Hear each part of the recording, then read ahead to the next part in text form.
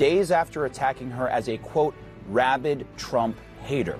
So, here now to discuss this and more is CNN senior political commentator and former senior advisor for President Obama, David Axelrod. So, David, look, a lot of times on holidays like these, we do see contrasting messages between former President Trump and others in high office. What do you make of these two very different Easter messages?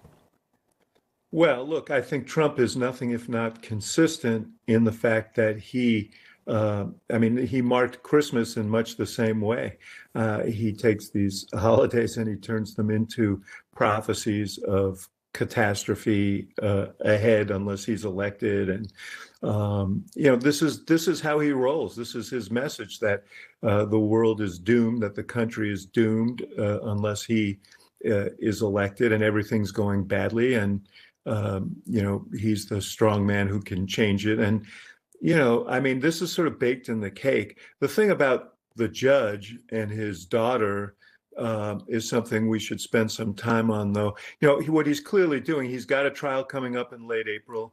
That trial could very well end in a conviction, a felony conviction for him that carries with it significant penalties. I think he's concerned about that. And what he is doing is what he always does, which is he is branding it. He's branding it as a vendetta, political conspiracy. He's trying to link the judge to Biden through his daughter's political consulting firm. And he's trying to cast doubt about the whole process so that if it does go against him, that he can dismiss the whole thing as a political vendetta. And he's going to keep torquing that up. The danger, Omar, is that people listen to this, and he put the judge's photograph in his feed, and this is very, very dangerous. I mean, we saw what happened before the midterm elections, the attack on Paul Pelosi, intended for Nancy Pelosi. People take his words seriously. We saw what happened on January 6th, where he incited a mob. So to storm the Capitol. I worry about, as these trials ratchet up, as the race ratchets up, that we're going to see violence because he seems to be intending to incite it.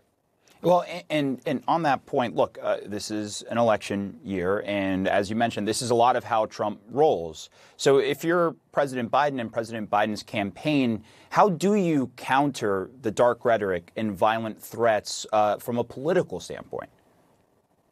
Yeah. Well, look, I think that the second part is most important. I think that Biden has a role as a president and a candidate. Someone once said that good government is good politics. This is a case in which it's true. He, and not just the president, but all those who support him and all those in positions to speak out, should be speaking out about this. What it does remind people is what you're buying with Donald Trump. You're buying this kind of incendiary rhetoric, this dark, menacing rhetoric that divides and incites. But it's also important as president of the United States to try and calm things down. And I think he should be very, very clear that, we can compete and we can have competing visions. What we shouldn't be doing is inciting people to the point of violence and putting innocent people at risk. And that's what President Trump or former President Trump is doing with his rhetoric. Yeah. And look, I want to, there is this fascinating, or I think will be significant group of voters that we will see this year. It's those that are done with Trump, but of course are not quite ready to jump onto Biden. I mean, a lot of Nikki Haley supporters come to mind. And for one, former Defense Secretary Mark Esper was on this show last night. He said he's absolutely not voting for Trump, but again, he's not quite there on voting for Biden. So how do you bridge that gap from a Biden campaign standpoint to win over what we've already seen over the course of the primary process to be a substantial amount of voters here? Well, I'll tell you something. Trump is helping.